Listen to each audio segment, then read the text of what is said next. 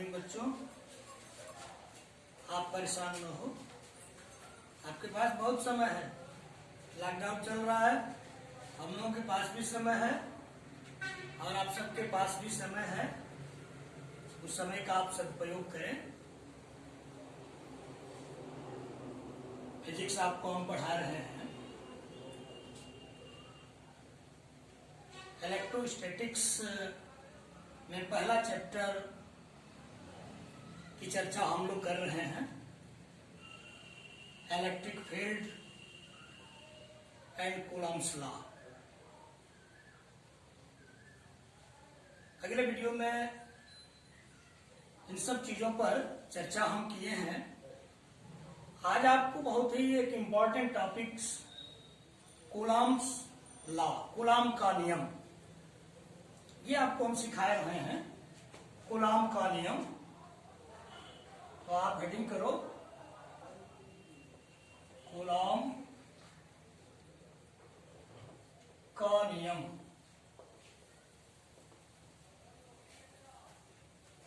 Coulomb's law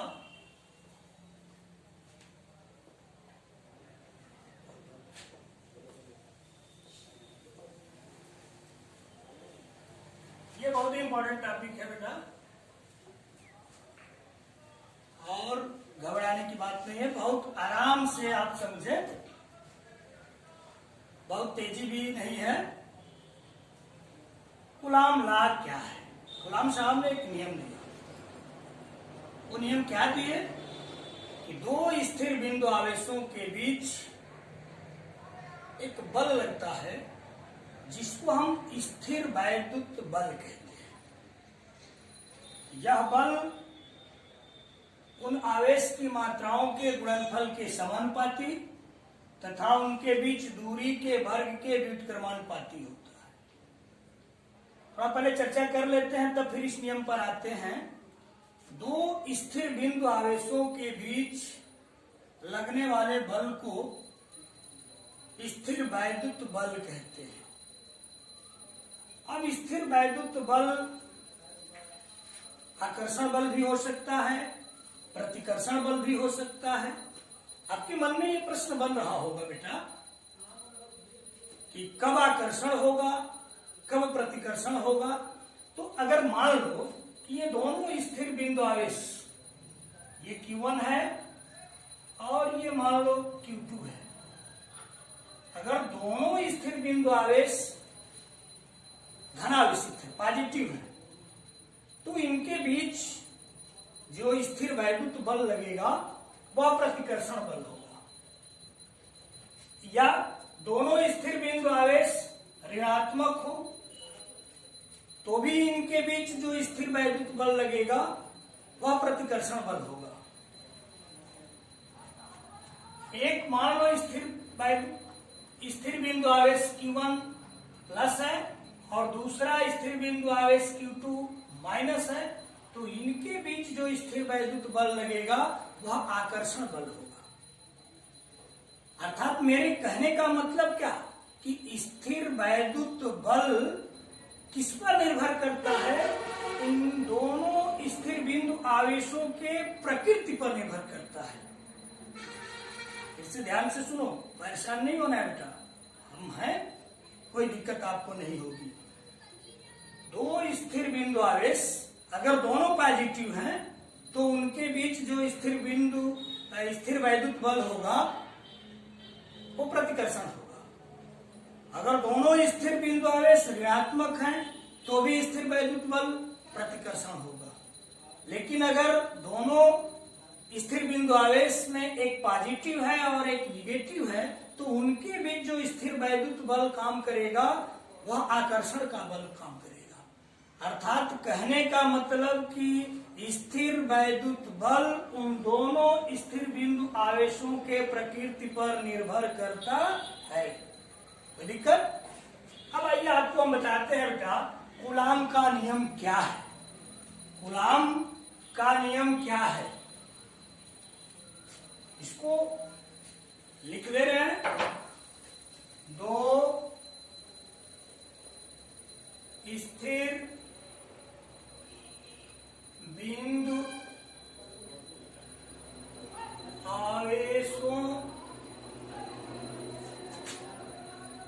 के बीच लगने वाले बल को स्थिर वैद्युत बल कहते हैं। यह बल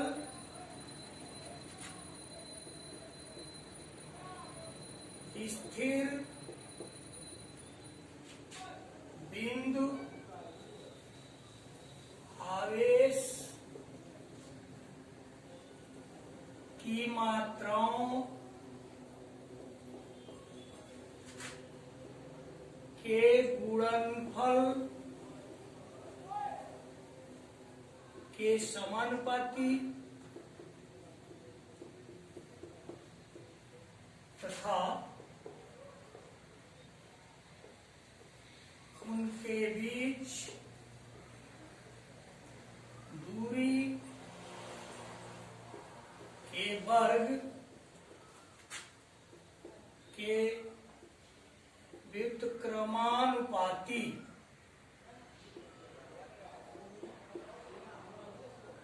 होता है।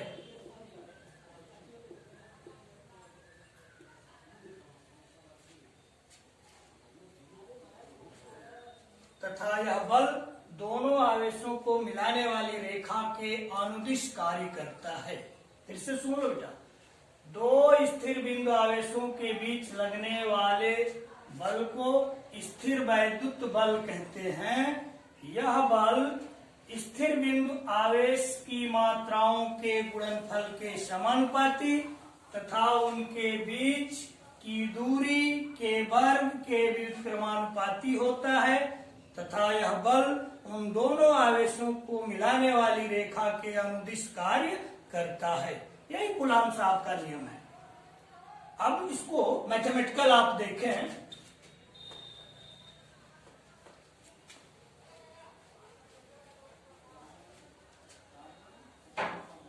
मान लो एक स्थिर बिंदु आवेश ये Q1 है, दूसरा स्थिर बिंदु आवेश Q2 है, इनके बीच की दूरी R है। दो स्थिर बिंदु आवेश Q1 Q2 एक दूसरे से R दूरी पर स्थित हैं। तो कूलाम साहब के अनुसार F is directly proportional to Q1 into Q2। इन दोनों को आप एक साथ लिखो तो आप ऐसे लिख सकते हो, F is directly proportional to Q1 Q2 upon R square। जब ये प्रोपोर्शनल साइन हटाते हैं तो आपको बहुत पढ़ाए हैं, एक कांस्टेंट लिखते हैं जहां F is equal to small k Q1 Q2 upon R square, जहां K इज इक्वल टू समानुपाती नियतांक।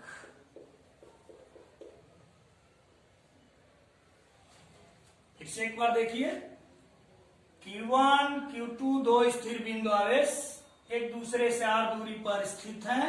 इनके बीच लगने वाला स्थिर वैद्युत बल F समानुपाती Q1 Q2 F समानुपाती 1/R स्क्वायर।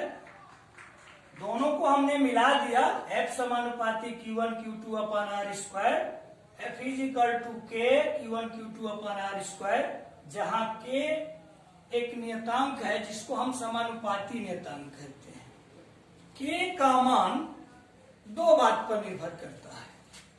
अगर मात्रक पद्धति में आप बदलाव करते हो तो K के मान में बदलाव हो जाता है। अगर दोनों स्थिर बिंदु आवेशों के बीच जो माध्यम है अगर उसको आप बदलते हो, उसमें परिवर्तन करते हो तो भी K के मान में परिवर्तन हो जाता है। तो K के मान की निर्भरता, अब इसके बारे में हम पढ़ेंगे। पहला मान लो पॉइंट आप लिख सकते हो कि एसआई पद्धति में K का मान, एसआई पद्धति में के का मान, एसआई पद्धति में के का मान क्या होता है? K is equal to 1/4 epsilon naught, इसको हम बोलते हैं एप्सिलॉन नॉट, एप्सिलॉन नॉट। ध्यान से फिर से सुनो बेटा, इसको हम पढ़ते हैं एप्सिलॉन नॉट, जिसे हम कहते हैं निर्वात की विद्युतशीलता, निर्वात की विद्युतशीलता, निर्वात की विद्युतशीलता, इसका मान होता है 8.85 10⁻⁻12। अब निर्वात की विद्युतशीलता क्या है, अभी 5 मिनट के बाद इस पर हम चर्चा करते हैं। K is equal to 1/4 epsilon naught, epsilon naught को निर्वात की हम विद्युतशीलता कहते हैं, जिसकी वैल्यू इतनी होती है। अब ये सारे मान यहाँ अगर आप रखते हैं तो K इज इक्वल टू 1/4, पाई का मान 3.14 इंटू एप्सिलॉन नॉट का मान 8.85 10⁻⁻12, और इसको आप हल करते हैं तो इसका मान आता है 9 × 10⁹ न्यूटन मीटर स्क्वायर पर कूलम स्क्वायर। यही एसआई पद्धति में जो समानुपाती नियतांक है, इसका मान होता है कितना? K is equal to 9 × 10⁹ newton metre square पर कूलम स्क्वायर। यह देखो हम लिखे हैं एप्सिलॉन नॉट, निर्वात की विद्युतशीलता। निर्वात की विद्युतशीलता का क्या मतलब है? निर्वात की विद्युतशीलता यह बताती है कि निर्वात में बल का प्रभाव कितना है, वह बल के प्रभाव को बताती है, निर्वात में बल के प्रभाव को बताती है। एप्सिलॉन नॉट निर्वात में बल का प्रभाव कितना है उसी को बताती है, वो बल के निर्वात में परमिशन को बताती है। जैसे मान लीजिए आप हवा में, ऐसे निर्वात में आप हाथ पांव बड़े आसानी से चला सकते हो, लेकिन वही अगर आप जल में हाथ पांव को चलाना हो या आपको चलना हो तो आपको परेशानी होगी, आपको कठिनाई होगी। तो ये एप्सिलॉन नॉट निर्वात में बल के प्रभाव को बताती है, बल के परमिशन को बताती है कि कितना बल प्रभावी है निर्वात में। अब दूसरा पॉइंट है कि सीजीएस पद्धति में के का मान कितना होता है। तो सीजीएस पद्धति में के का मान, सीजीएस पद्धति में के का मान, सीजीएस पद्धति में के का मान यहीं से आप निकाल सकते हो। देखो small k is equal to 9 × 10⁹ newton, आप पढ़े हो 1 newton is equal to 10⁵ dyne, तो 10⁵ डाइन, डाइन ये सीजीएस सिस्टम में बल का मात्रक है, डाइन भूत प्रेत नहीं है, सीजीएस सिस्टम में बल का मात्रक है। मीटर स्क्वायर को अगर आप बदलते हो तो मीटर स्क्वायर है तो 10⁴ centimetre square upon coulomb square है। तो कूलम आवेश का एम के सिस्टम में मात्रक है, सीजीएस सिस्टम में आप जानते हो 3 × 10⁹, तो ये स्क्वायर है, स्क्वायर स्टेट कूलम, इसका स्क्वायर कर दो, इसी को हल कर दो तो 9 × 10⁻, ये देख लो 9 centimetre square upon 9 × 10⁻18 state Coulomb square, तो के का मान 1 इतना डाइन सेंटीमीटर स्क्वायर पर स्टेट कूलॉम स्क्वायर। हम लोग पढ़ रहे हैं कूलॉम का नियम। कूलॉम के नियम में आप देखे physical to K Q1 Q2 upon R square, जहां के समानुपाती नियतांक है। के का मान दो बात पर निर्भर करता है, मात्रक पद्धति बदलने पर के का मान बदलता है और माध्यम बदलने पर के का मान बदलता है। पहला पॉइंट आपको हम लेकर बताए हैं कि एसआई पद्धति में के का मान कितना होता है, तो k is equal to 9 into 10 to the power 9 newton metre square पर कूलॉम स्क्वायर। सीजीएस पद्धति में के का मान 1 डाइन सेंटीमीटर स्क्वायर पर स्टेट कूलॉम स्क्वायर। अब हम माध्यम पर के मान का निर्भरता, इसके बाद माध्यम पर के मान का निर्भरता, तो इसको आप नोट कर लो, मिटा दें। एकदम रिलैक्स होकर के आराम से पढ़िए। अब फिजिक्स का टेंशन आप छोड़ दो, बस समय है, खूब समय है। सरकार के नियम और निर्देश का पालन करते रहिए। लॉकडाउन में पर्याप्त समय है, आनंद लीजिए, हाथ धोते रहिए, कोरोना को भगाते रहिए। तो इसको मिटाते हैं, फिर आगे चर्चा करते हैं।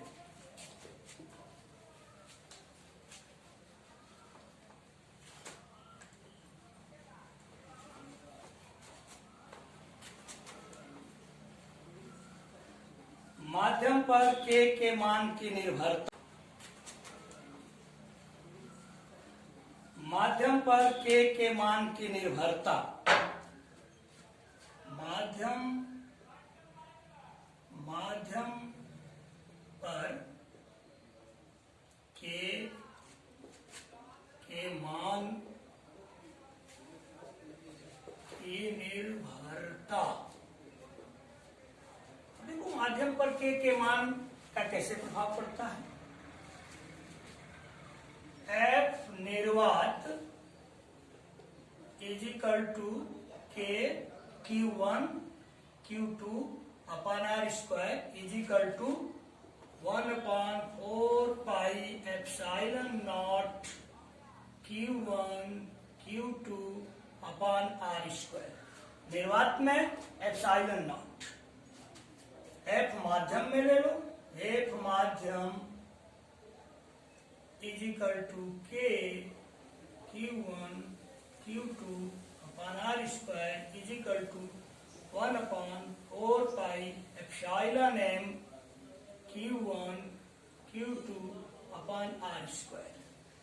ये जो एप्सिलॉन m है, एप्सिलॉन m, इसको माध्यम की हम विद्युतशीलता कहते हैं। माध्यम की विद्युतशीलता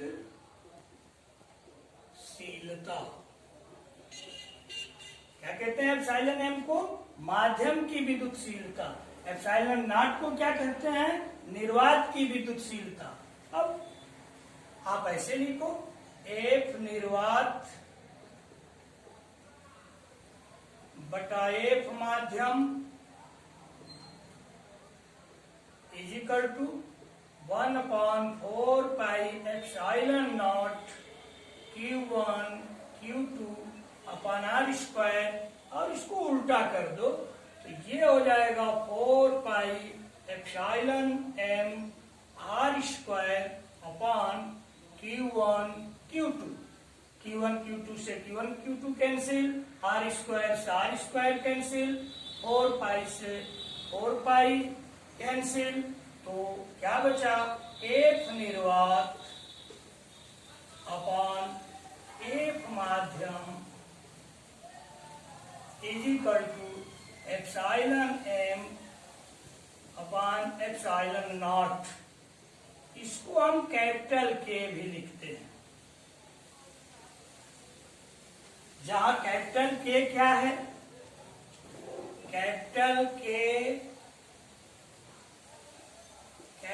के इज इक्वल टू आपेक्षिक विद्युतशीलता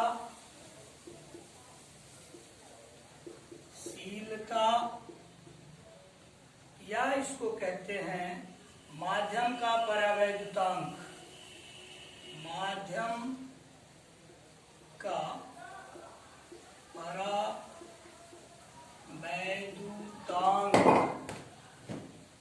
माध्यम का परावैद्युतांक। देखो के कैपिटल के एफ निर्वात अपॉन एफ माध्यम is equal to epsilon M upon epsilon naught. इसको हम कैपिटल के भी लिखते हैं। जहां कैपिटल के क्या है, कैपिटल के इज इक्वल टू आपेक्षिक विद्युतशीलता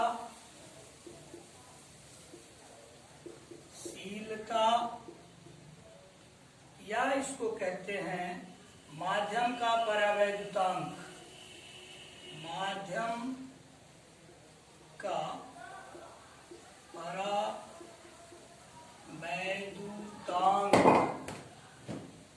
माध्यम का परावैद्युतांक। देखो के कैपिटल के आपेक्षिक विद्युतशीलता या माध्यम का परावैद्युतांक कहते हैं। किसी किसी बुक में इसके को ही ऐसे भी लिखा है एप्सिलॉन आर, लेकिन हम यहाँ कैपिटल के ही यूज करेंगे। अब माध्यम का परावैद्युतांक का डिफिनीशन आप यहाँ से दे सकते हो, epsilon M upon epsilon naught is equal to K. Epsilon M क्या है, माध्यम की विद्युतशीलता, तो माध्यम की विद्युतशीलता और निर्वात की विद्युतशीलता के अनुपात को हम माध्यम का परावैद्युतांक कहते हैं। अक्सर पूछता है 1 नंबर में प्रश्न कि माध्यम का परावैद्युतांक से आप क्या समझते हैं। तो ये जो फार्मूला मिला यहाँ से आप डिफिनीशन दे सकते हैं, कुछ याद नहीं करना है, कुछ रटना नहीं है। एप्सिलॉन एम और एप्सिलॉन नॉट का जो रेशियो है वही के है, तो उसी को अपने भाषा में आप कह दो कि माध्यम की विद्युतशीलता और निर्वात की विद्युतशीलता के अनुपात को हम आपेक्षिक विद्युतशीलता या माध्यम का परावैद्युतांक कहते हैं। अब एक आपके बुक में न्यूमेरिकल है, उसके लिए आप एक नोट पॉइंट आप लिख सकते हैं, epsilon is equal to epsilon 0 K epsilon naught K, epsilon is equal to epsilon naught K. इसको आप याद रखेंगे। इस पर एक न्यूमेरिकल मिलेगा आपके बुक में, epsilon is equal to epsilon naught K. दूसरा पॉइंट कि जो माध्यम का परावैद्युतांक है इसका मान कितना होता है, तो के का मान निर्वात के लिए, के का मान निर्वात के लिए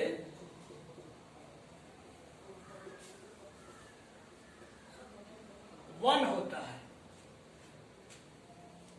धातुओं के लिए के का मान, धातुओं के लिए अनंत होता है। और सी हवा के लिए के का मान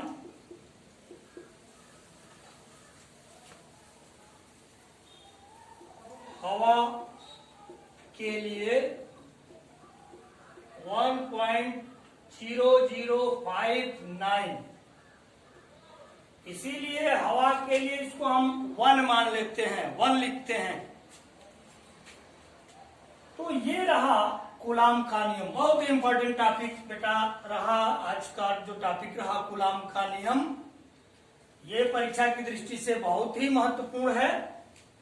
आप इसको देख लीजिएगा, पढ़ लीजिएगा, कहीं प्रॉब्लम होगी तो फिर पूछ लीजिएगा, और आपको परेशान नहीं होना है। मन लगा करके पढ़िए। हम सब आप लोगों के लिए मेहनत कर रहे हैं, हमेशा मेहनत किए हैं और करते रहेंगे। आपको किसी प्रकार की परेशानी नहीं होगी, बशर्ते कि आप अपने कैरियर के प्रति सजग और सतर्क रह करके अध्ययन करते रहे। फिर कल हम कूलाम नियम का सदिश निरूपण, कूलाम के नियम का सदिश निरूपण, coulombs law in vector form, उस पर चर्चा करेंगे। ठीक है।